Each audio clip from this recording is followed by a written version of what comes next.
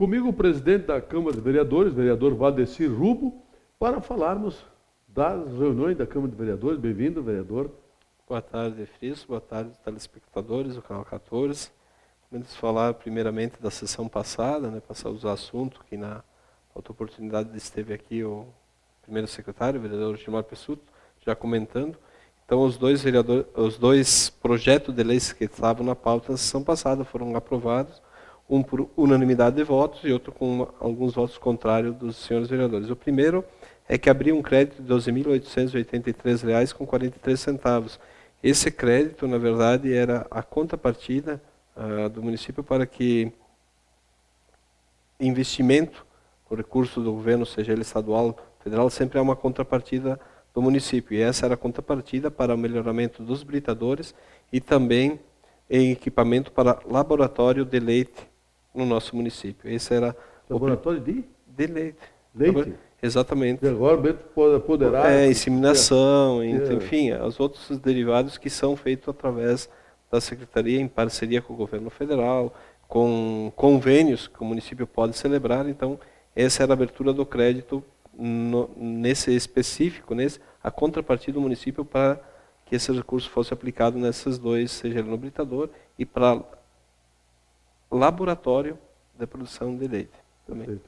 Também tinha outro projeto, que era da autoria do vereador Vanderlei Santos, que alterava e revogava a lei municipal que dispôs sobre a publicidade e propaganda no município de Bento Gonçalves. Esse projeto, na síntese, é que havia 4 pontos de publicidade, e com essa alteração se ampliou para o 5º, e ao mesmo tempo houve a modificação, onde havia um painel na rua Saldanha Marinho com a esquina com a Barão do Rio Branco, foi modificada para a rua Júlio de Castilho. Então essa é a proposta do vereador, que foi alterada, aprovada por maioria de votos, com 2 votos contrários na sessão passada. Tá, esses painéis que refere-se àqueles painéis luminosos. Luminosos. Tinha um ali na esquina da Barão do Rio Branco com a Saldanha Marinho, que estava bem na sinaleira. Bem na esquina ali e tal, que poderia distrair aquela coisa, isso, né?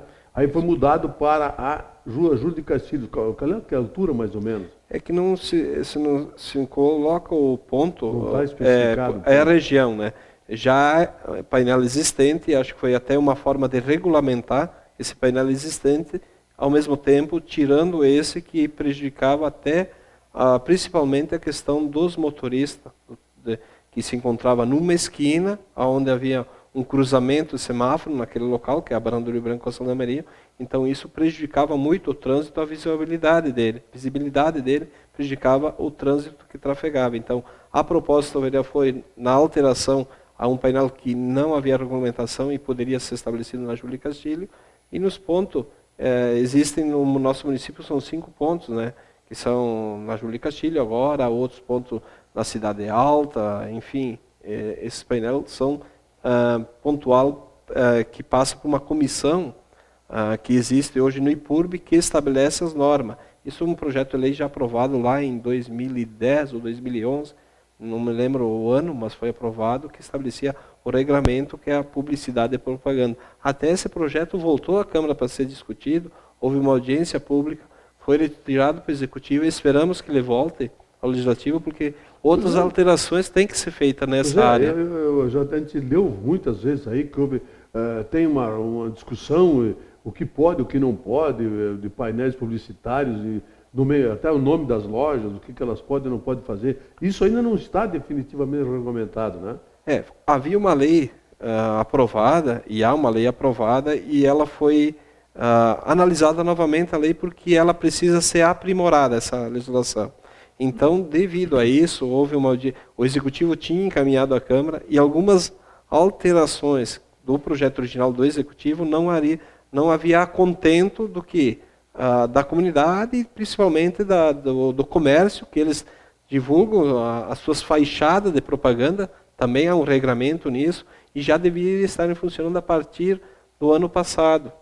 Então, na verdade, tinha um prazo de 2 anos para todas as empresas se regulamentar. Não houve essa regulamentação, e não há também por parte do IPURB uma fiscalização a qual deveria fazer cumprir a lei, porque o Executivo entendeu que, juntamente com os comerciantes e deveria ser analisado melhor em alguns pontos que está tendo um conflito. Então, o objetivo é que essa lei volte ao legislativo para ser mais discutida e talvez apresentar essas alterações, que aí é uma discussão bem maior do que essa apresentada pontualmente, como foi o caso apresentado pelo vereador Vanderlei Santos.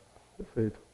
Hoje nós temos 4 projetos de lei, na verdade, na pauta de votação, 3, quando esse parecer não será discutido na pauta, em função das normas técnicas da Casa, mas há também 2 emendas propostas que compõem um projeto de lei. Tem então, 3 projetos que estão na pauta, mas não vão ser discutidos. Não, isso? Esses 3 vão ser discutidos. Um não vai ser discutido, que a 6ª matéria que estava na pauta da ordem do dia, que era um projeto que tornava obrigatória a expedição de receita em computador, datilografada ou escrita manualmente em letra legível, proposta do vereador Moacir Camerini, recebeu 2 pareceres contrários, então essa proposta não será discutida em plenário. Então essa proposta não será mais pauta. Receitas médicas, como se tivesse que fazer via computador ou letra de forma, manualmente, mas com letra legível. É porque esse projeto estabelece, além disso, algumas regras que vai o nome do paciente e o endereço do paciente nesse projeto proposto para ele, a qual a gente entende que há uma interferência por parte do setor jurídico da Casa e da Comissão Constitucional de Justiça, que ele infringia alguns direitos constitucionais que é privativamente do cidadão, né? Privacidade do cidadão, a qual não poderia ser colocado no aceito, o endereço, com número, enfim, todos esses dados à disposição. Então essa é uma discussão interna, porque nós já temos uma legislação aprovada, inclusive para o nosso deputado Gilmar Sucel, a nível do Estado, que dá esse regramento da obrigatoriedade. Eu acho que até aqui em Bento já teve uma época aí que houve tramitou uma lei aí para determinar que as receitas fossem em letra de forma ou computador, via computador. Foi, e se não me engano, Antônio Freitas, foi na época do vereador, se não me engano, Roberto Antônio Cainelli, que foi essa proposta. Agora, o cumprimento dela não posso dar mais dados, porque eu não teria que... Então, para não cometer nenhum equívoco e nem darmos informações não corretas. Outro projeto, primeiro projeto, então, que com um convênio com a comunidade terapêutica Casa do Lar do Bom Samaritano. Então, essa é para atender pessoas, principalmente de ruas, né? Para atender pessoas de rua. Esse é um convênio com o município de Bento Gonçalves em parceria, que essa entidade receberia um valor para atender as pessoas, em torno de 1.500 cada pessoa de rua, que seria encaminhado pela assistência do CRAS ou pela assistência da saúde. Os moradores de ruas recolhidos, ele aproveitou e paga essa verba para essa entidade dar o atendimento. Isso, para dar o atendimento a essas pessoas. Então, há 2 emendas propostas por vereadores, uma de autoria do Moisés Escúcio e outra do vereador Moacir Camerini, que eles fazem na emenda estipulando o prazo que esse do município teria com essa entidade. Então, aquela proposta do vereador Camerini seria por prazo de 4 meses, mas prorrogado por mais 2 meses. E há também do vereador Moisés Escúcio um prazo de 6 meses, podendo ser prorrogado para mais 3, mas com uma análise do CRAS, que é quem encaminha essas pessoas para essa entidade, que realmente fiscaliza e tem maior subsídio de dar realmente se é ou não necessário essa pessoa continuar nessa entidade. Também tem um crédito... Não tem ninguém que faz isso hoje, que recolhe essa gente na rua, morador de rua, para dar um atendimento, uma assistência social, o vereador desconhece? Não. Não, tinha na administração passada, a entidade... Sim, a entidade ou município, alguém, alguma coisa? O município existia na administração passada que tinha casa de passagem, era outro nome só. Que era praticamente ficar 1 noite, 2, mas não tinha um projeto específico de atendimento em parceria com a entidade. Esse é um convênio que o município firmaria com essa entidade, que é importante. Nós temos poucos casos, mas nós precisamos também solucionar e dar o encaminhamento desses casos para atender a demanda. Nós temos tantos problemas, seja eles nessa área, também na área de educação, mas é importante que se tenha projeto voltado nessa área também, para que Bento Gonçalves possa atender. Talvez sejam poucos, mas são necessários. Com certeza. São necessários. Tem outro projeto que está na pauta do dia, que abre um crédito de R$15.000, Isso é para extensão de rede pública, seja ela na baixa tensão, que é de competência do município, em duas ruas determinadas no nosso município, para que ela possa fazer a assistência e atender a rede de baixa tensão e, posteriormente, a colocação da iluminação pública nessas duas ruas, que uma é na Luiz Orsi e outra Firmino Zanetti. Então, com essa abertura do crédito, o município poderá executar essas duas obras nessas duas ruas para atender a iluminação pública daquele povo, daquelas comunidades, daquelas ruas para serem atendidas.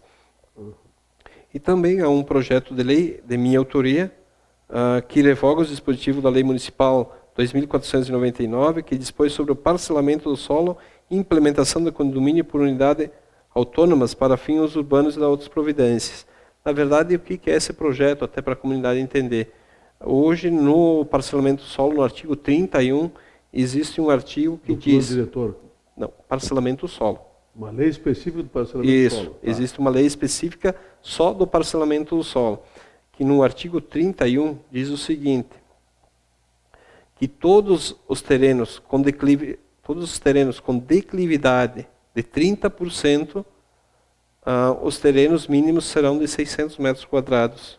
Os terrenos que os implementadores, loteadores fazem, tem que ser implementado de 600 metros quadrados. E diz no artigo 4º, parágrafo 3º, esse é o artigo que eu me referi, e o parágrafo 4º diz o seguinte, diz que em alguns casos são estudados caso a caso. Então nós estamos suprimindo isso. Por quê? Porque em 2009, 2010, 2011 houve uma revisão do plano diretor.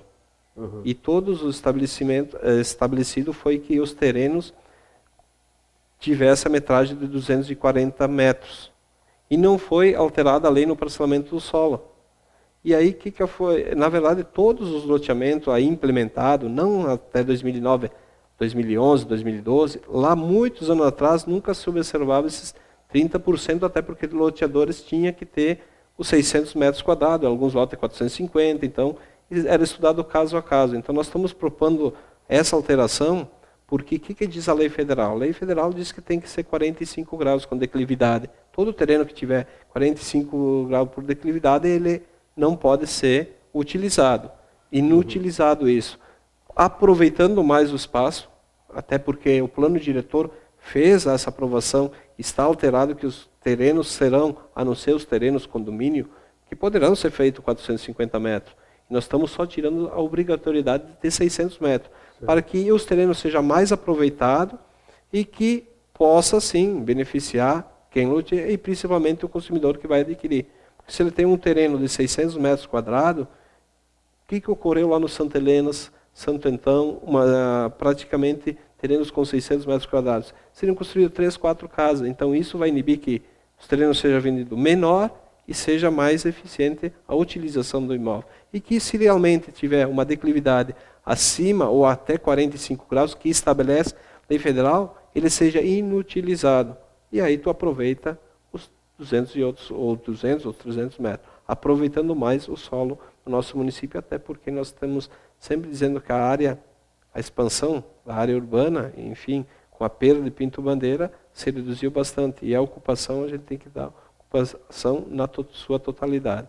Então essa é uma proposta de alteração que serve também de provocar o executivo para que ele possa, no entendimento dele, nós deixamos bem aberto, deixando só suprimindo isso, para que ele, se for implementado o que deva ser implementado na lei de parcelamento do solo, algumas alterações eles possam propor. Então nós não estamos estipulando graus exatamente que a gente poderia estipular, 30 graus. Não engessar isso. Exatamente, deixando a critério do executivo que ele faça o encaminhamento, às vezes é uma forma de provocação. Por quê? Porque o executivo tem muitas leis que nós precisamos alterar. E não é de competência nossa, tem que ser de iniciativa do executivo. Essa não é o caso, mas eu vou citar um caso bem que nós temos a necessidade, que é o incentivo à construção de garagem no centro do nosso município. O projeto chegou na Câmara, foi retirado e não foi mais apresentado à Câmara. Nós precisamos que o Executivo mande... Com certeza, né? Porque isso é vital para Bento já. Nós precisamos incentivar, que os incentivadores, até que não ocupem todos os espaços centrais e seja construído salas comerciais, um incentivo para que eles possam construir edifício garagem, mas tem que vir um projeto executivo. E depois disso, o último projeto, nós estamos já com os tempos para finalizar. Seriam esses projetos que estariam na pauta. Então, beleza. Eu acho que esse assunto que tu abordaste agora com relação ao edifício garagem, parcelamento de solo, plano diretor, nós temos que fazer um programa específico para isso. Eu acho que nós vamos fazer alguma coisa aqui na TV Cidade específico para discutir isso com as pessoas envolvidas. Vereador Valdecir Rubro, muito obrigado pela sua presença aqui, mais uma vez, a TV Cidade agradece, e até semana que vem. Muito obrigado, telespectador, pela sua audiência. Voltamos amanhã.